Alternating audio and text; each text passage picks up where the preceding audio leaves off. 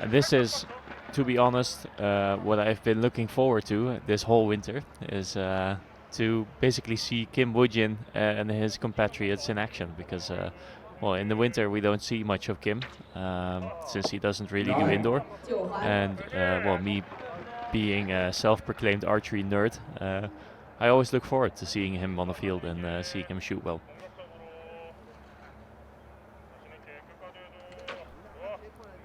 Chef, I think you can say it. I think the archery audience know you well enough now. You love Kim Woo-jin. Yes, I am openly, how do you say this? Admitting that. Yes. Let's go with that. He topped the Korean trials, the Olympic trials.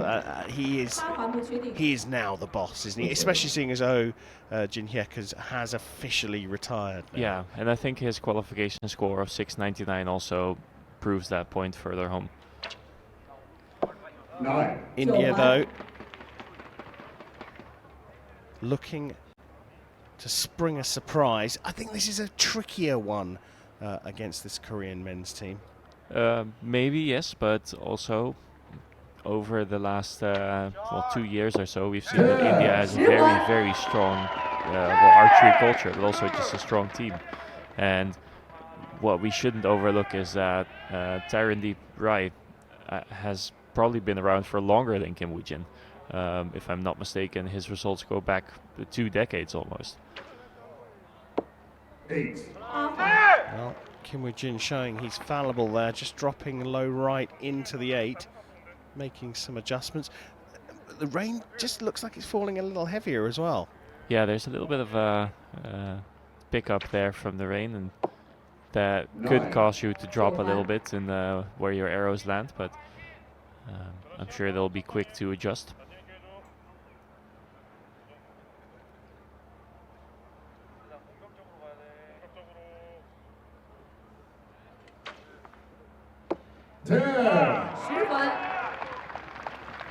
So provisional 56, a gettable target for the Indian team.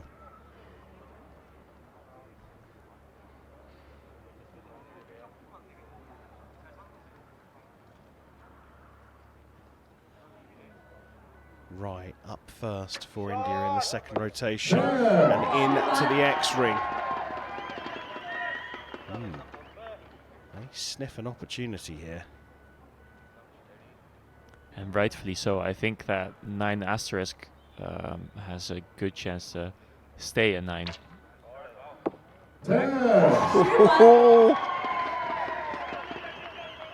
Jadav into the X-ring as well. Down to the anchor, Dheeraj Bomadevara. A 9 will definitely be enough. And it's just on the line. The rain droplets on your glasses don't make it easier to shoot now. The Korean fight back begins, as does set number 2 with a 10 for Kim Woo-jin.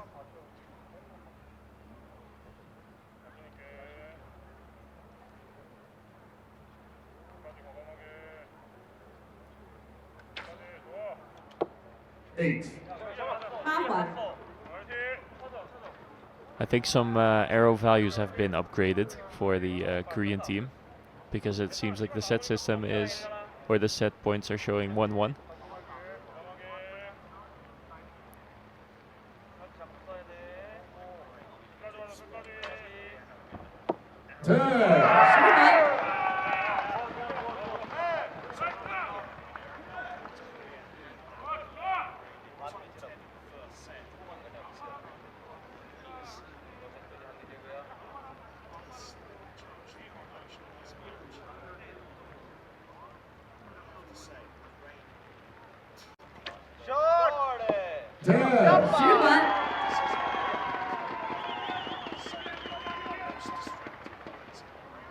Yeah, and well, I think both countries can get some heavy rainfall in their home country, so they should be, well, I wouldn't say used to this, but they should be experienced with this. But also both countries shoot an 8, so. And I think they're both low left as well.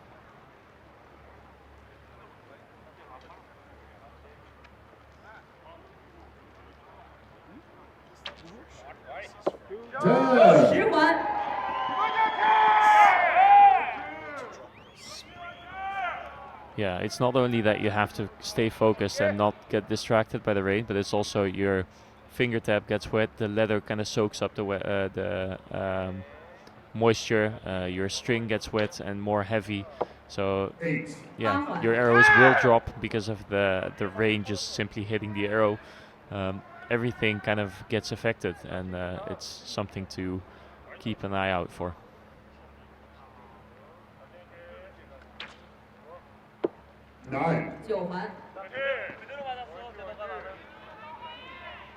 And in some cases, we've seen, because recurve archers use clickers, if you get really thick, heavy droplets of rain, it can feel as if the clicker goes off rather than, or the raindrops can feel like the clicker, sort of.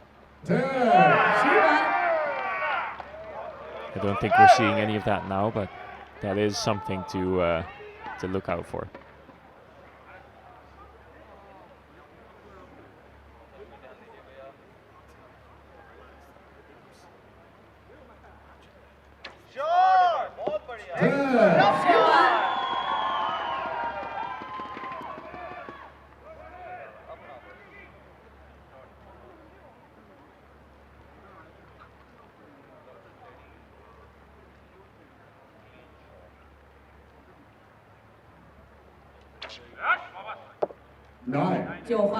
Yeah, the really plucky release there. I think he knew that that was not going to be such a good shot and tried to correct with it, with his release a little bit, and managed to keep it within the gold.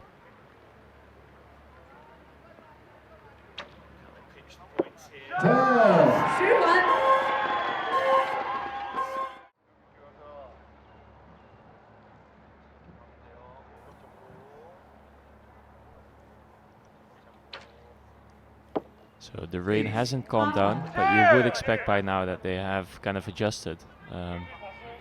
You can see there's a little bit of frustration there on Kim Woo-jin's face.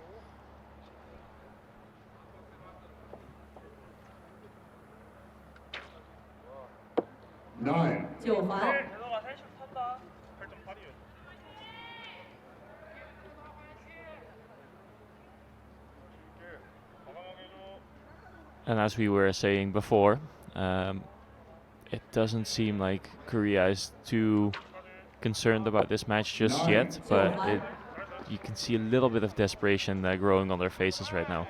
I think they realize that they have to pick up the pace, or India will take advantage of this.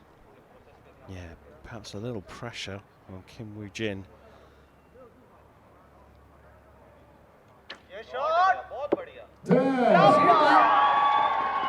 Again, we have a situation where one of the teammates is calling that way before the arrows even hit the target. Yeah, and I said before, that's not that easy to do unless you really know your teammate and if you're close enough to see if they fire a good shot. But it's not that easy. I think in this instance, we're just happy that he shot his shot in a good rhythm.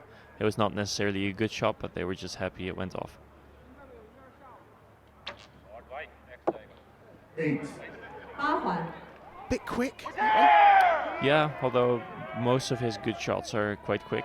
Yeah, I think if you are gonna get caught out by the rain, it's gonna hit low and maybe a bit left or right. It seems to have died down a little. 9.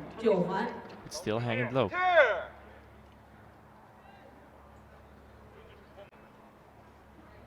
Korea in danger here.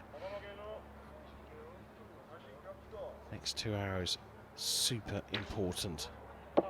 9.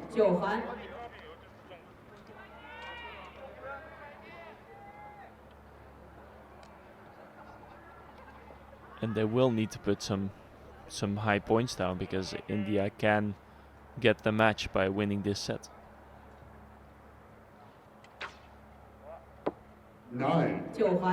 3 9s in the second rotation, and surprisingly that's better than the first rotation. A 53 though for Korea. Conditions not absolutely perfect with this rain falling, but India look like they have a chance of taking advantage here.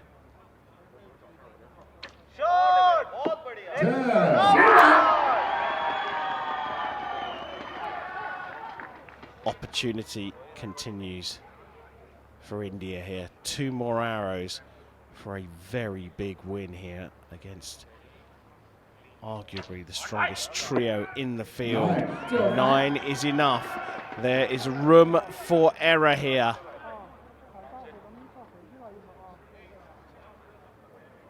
Eight or more for the win for Bomadevara and India.